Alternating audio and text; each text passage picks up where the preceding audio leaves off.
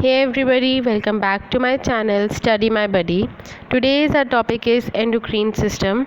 But before starting, please subscribe to my channel and do like, share and comment.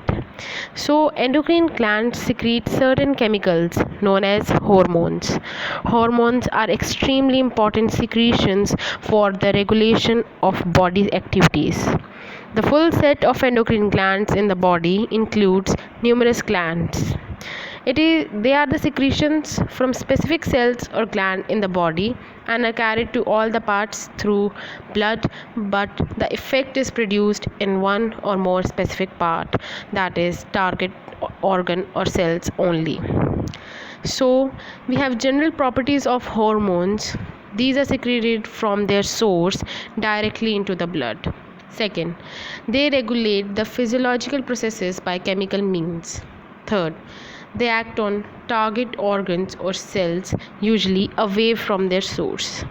Fourth, the hormones produced in one species usually show similar influence in other species. They are produced in very small quantities and are biologically very active. For example, adrenaline is active even in the concentration of 1 parts in 3 lakh parts also. Chemically, some hormones are peptides, that means proteins, such as insulin, which are water soluble. But some are amines, which are derived from amino acids, such as adrenaline, again water soluble. And some are steroids, which are derived from cholesterol, such as testosterone, which are lipid soluble. Their excess, that is hypersecretion or oversecretion, or deficiency, which is hyposecretion or undersecretion, both may lead to serious consequences. Hormones are not stored in the body and are secreted from the system.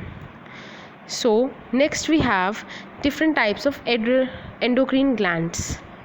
They are adrenal glands, pancreas, thyroid and pituitary. First we have adrenal glands. They are found above the kidneys.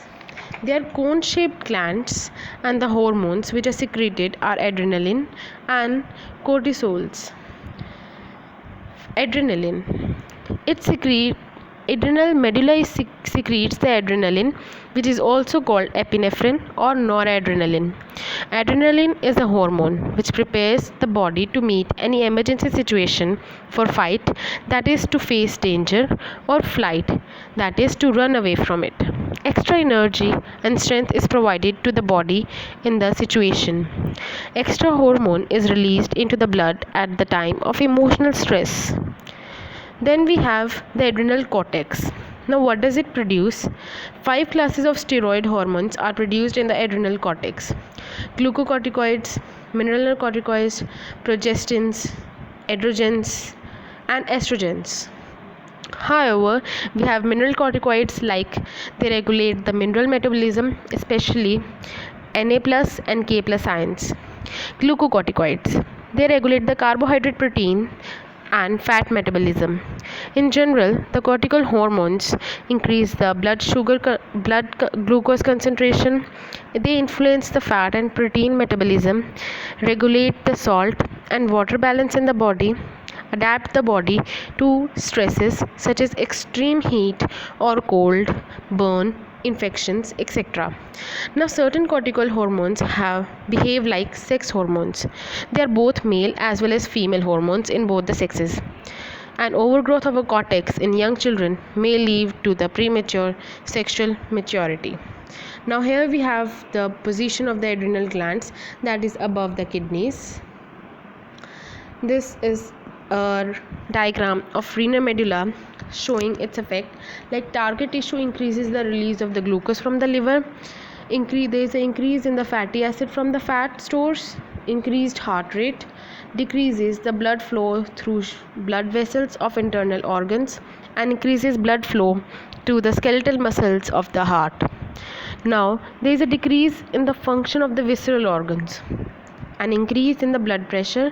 It also increases the metabolic rate in the skeleton muscles. Adrenal medulla secretes adrenaline or noradrenaline, but adrenal cortex, it secretes the steroid hormones like glucocorticoids, mineralocorticoids, and androgens. Then we have talked about the sex hormones. Now, if there is an overgrowth of the adrenaline cortex in the mature woman, she develops certain male characteristics such as a beard, mustaches, and a deep male voice. This is known as adrenal virilism. See here, you can see this is a female's face, but she has beard on its face. This is adrenal virilism. Now we have the hyposecretion of cortisol from the adrenal cortex, which causes the Addison disease.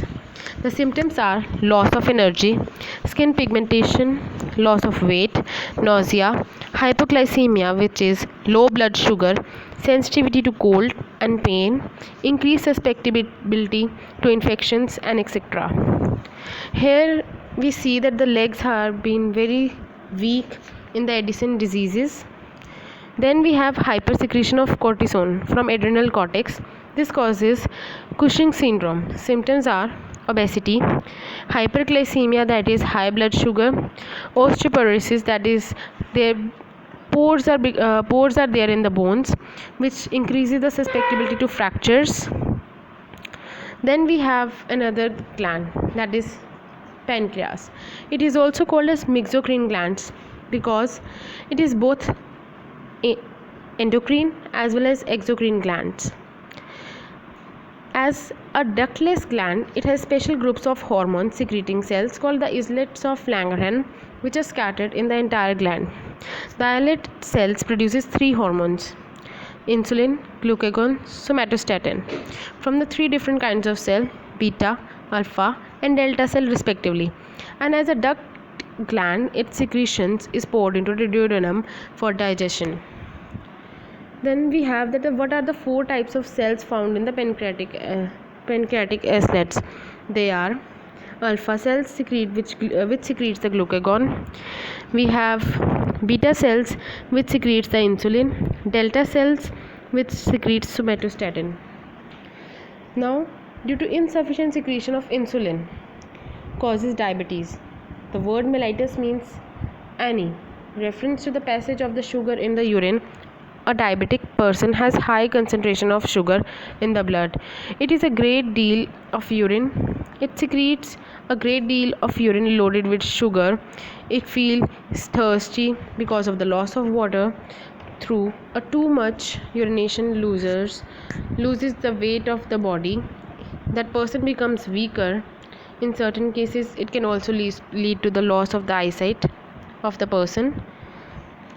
It also promotes the glucose. Insulin cells also promotes the glucose utilization by the body, thereby reducing the blood sugar level. It also stimulates the deposition of the extra sugar of the blood as glycogen in the liver and muscles. Due to the undersecretion of the insulin, it causes diabetes. But in the oversecretion of the insulin, it causes hypoglycemia. That is, we have a lower blood sugar level as shown in the first image. Second is the normal level, and the third is the hyperglycemia, which is due to the undersecretion of the insulin. Here is a flowchart given to show the role of the pancreatic hormones, that are insulin and the glucagon, in regulating the blood sugar level. Insulin promotes the glucose uptake by the body cells and stimulates the deposition of extra glucose as glycogen in liver and muscles, whereas glucagon stimulates the liver to convert the glycogen into glucose. Then we have thyroid. Thyroid is a bilobed, butterfly-shaped structure situated in front of the neck, just below the larynx. The two lobes are joined by a narrow isthmus interconnection. It secretes two hormones, thyroxine and calcitocin. Here you can see that above we have Adam's apple and below is the thyroid gland. Now, due to undersecretion of the thyroxine, which is a hormone from the thyroid, it forms simple goiter, cretinism, and myxedema. Simple goiter is the enlargement of thyroid and is visible as a swelling in the neck. This is due to insufficient quantity of iodine in food. This condition is common in the people living in hilly regions where iodine is deficient in soil and hence the food grown here. Next, we have the cretinism. It is a condition which affects the growth of the children, showing dwarfism and mental retardation. This is due to defective development or early atrophy or degeneration of the thyroid.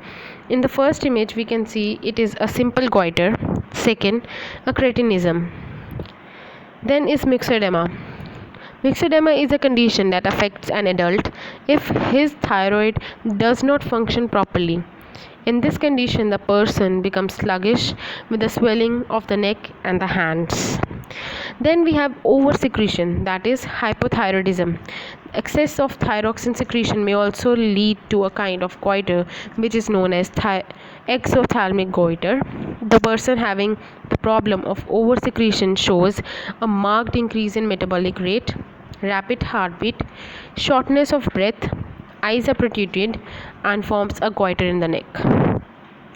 Then we have the pituitary gland. This gland is a small projection about the size of a pea which hangs from the base of the midbrain below the hypothalamus. It is popularly called the master gland because it seems to control practically all other endocrine glands.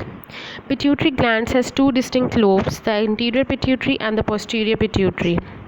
The entire pituitary gland weighs only about half a gram. The front part of the posterior pituitary is different from the rest of the lobe and is called the intermediate lobe.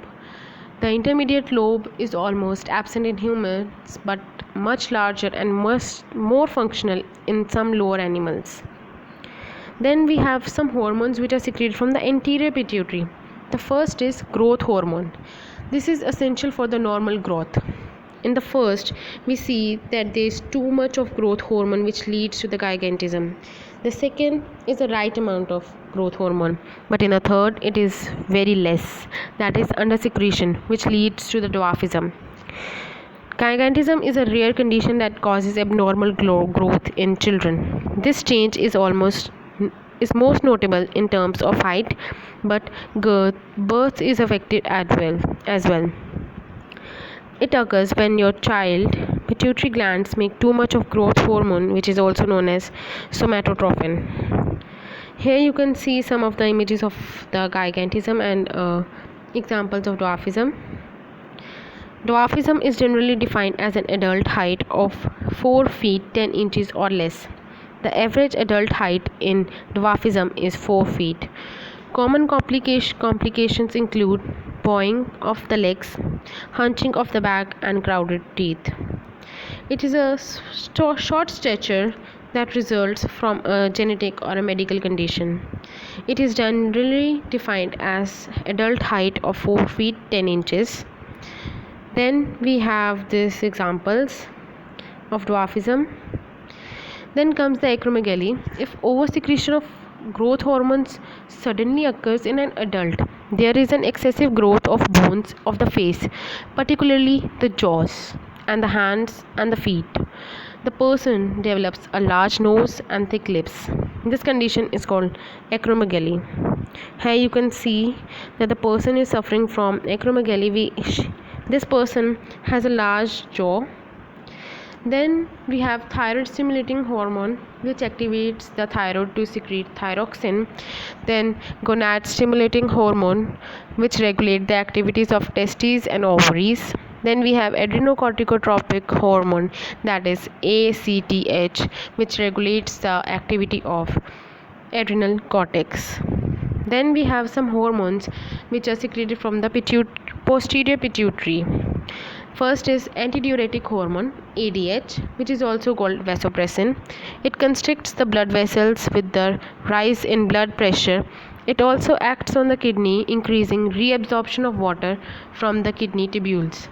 The deficiency of ADH causes diabetes insipidus, water diabetes, in which the urination is frequent and copious, resulting in the loss of water from the body and the person becomes thirsty.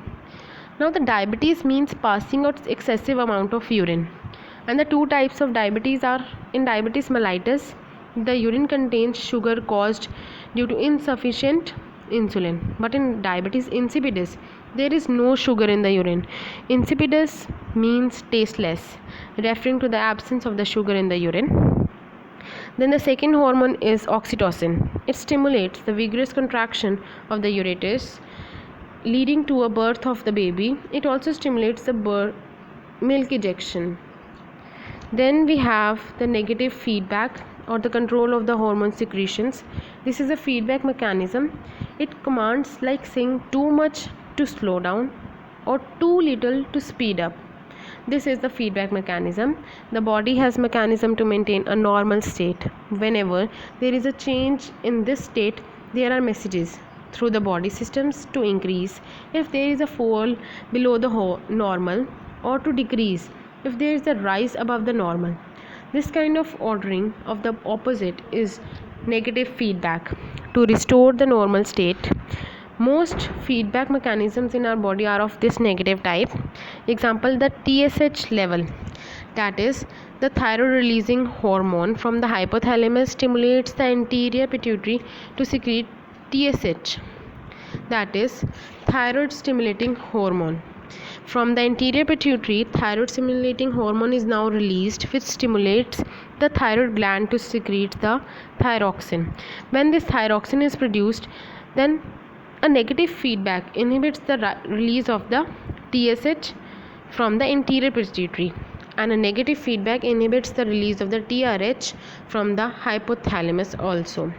When the level of the thyroxine concentration exceeds the normal level in the blood, then it inhibits the secretion of TRH by hypothalamus and the secretion of TSH from the anterior pituitary gland.